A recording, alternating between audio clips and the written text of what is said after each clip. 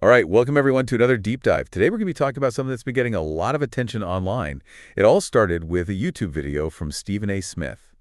You know, the sports guy, ESPN. Yeah, but he's known to jump into political hot takes now and then. Exactly. Well, this time he's reacting to some pretty explosive comments made by Steve Bannon about Donald Trump and a potential third term in 2028. Okay, so right off the bat, we're dealing with the 22nd Amendment, presidential term limits, and the Constitution. Big stuff right there. Yeah, no kidding. It's pretty fascinating stuff. So our main source here is going to be the transcript of Stephen A. Smith's YouTube video. It's called Trump 2028.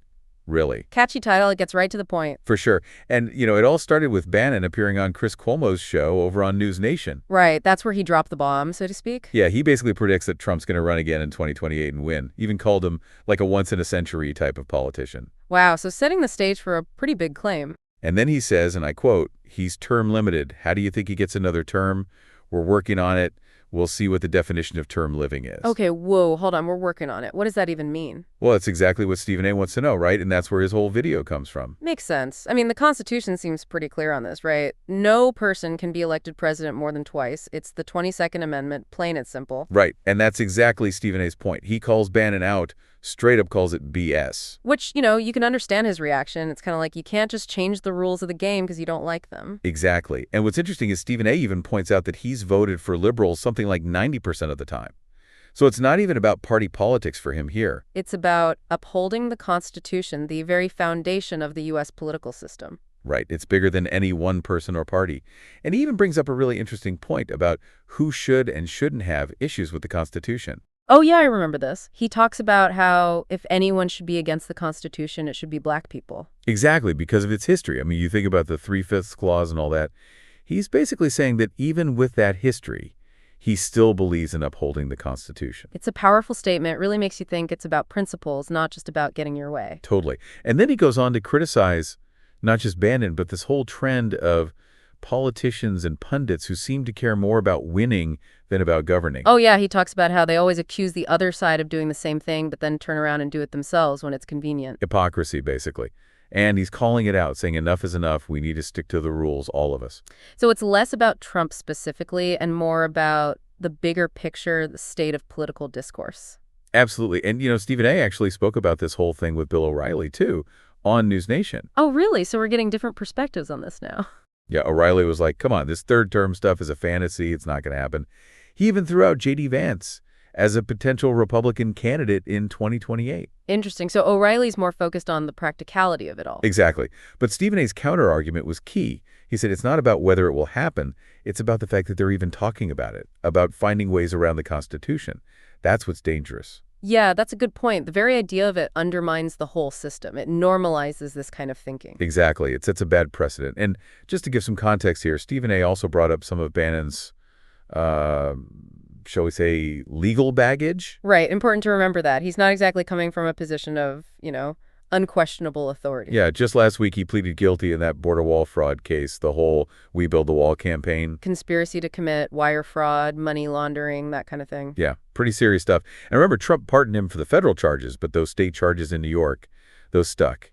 Right. He ended up pleading guilty to those two, got a 3-year conditional discharge, so not exactly a clean slate. And then there's the whole contempt of Congress thing, refusing to comply with the January 6th committee subpoena. 4 months in prison, served his time just last year. So yeah, definitely some relevant background there. Exactly. And Stephen A. makes it clear he's not trying to pile on or anything, but these are facts that people should know about. It's all about context, right? Understanding where someone's coming from when they make these kinds of claims. Absolutely. Then Stephen A. kind of shifts gears a bit, starts talking about the Republican Party as a whole and their, what he calls, fixation on Donald Trump. I mean, it's no secret that Trump still holds a lot of sway over the Republican base. Yeah, and Stephen A. is wondering why they aren't looking more seriously at other potential candidates. He even throws out some names like J.D. Vance, Marco Rubio, Ron DeSantis, Nikki Haley. Interesting. So he's saying there are other options out there, people who could potentially lead the party in a different direction. Right, but he's not so optimistic. He uses this pretty funny analogy.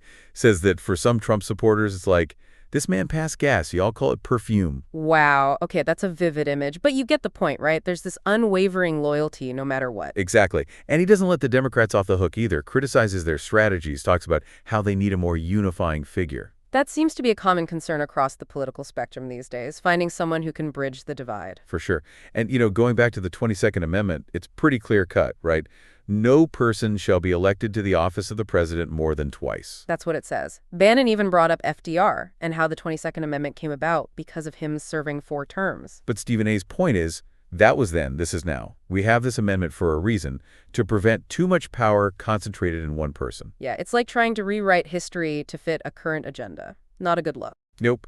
And finally, Stephen A. briefly mentions Project 2025, which Bannon's involved in. It's basically a conservative policy roadmap for a potential Republican administration in 2025. So even if this whole third-term thing is a long shot, Bannon's still actively shaping the future of the conservative movement. For sure. So let's recap for our listeners. What are the key takeaways here? Well, first off, Steve Bannon, a major figure in Trump's orbit, openly suggested the possibility of a third term for Trump, even hinting at efforts to find ways around the Constitution. Second, this statement was met with strong pushback, particularly from Stephen A. Smith, who stressed the importance of the 22nd Amendment and questioned the legitimacy of even discussing such a move. Third, we have to consider the context of Bannon's own legal troubles, which might raise questions about his motivations and credibility. And finally, this whole exchange really highlights some major issues in our current political climate, from the role of the Constitution to the deep partisan divisions and the influence of powerful figures like Bannon. Heavy stuff to think about. No kidding. And here's one last thought for you all to ponder.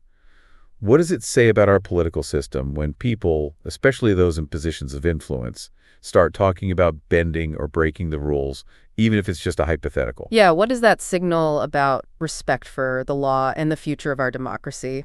Definitely something to consider, even beyond this particular situation. Thanks for joining us for this deep dive. I'll see you next time.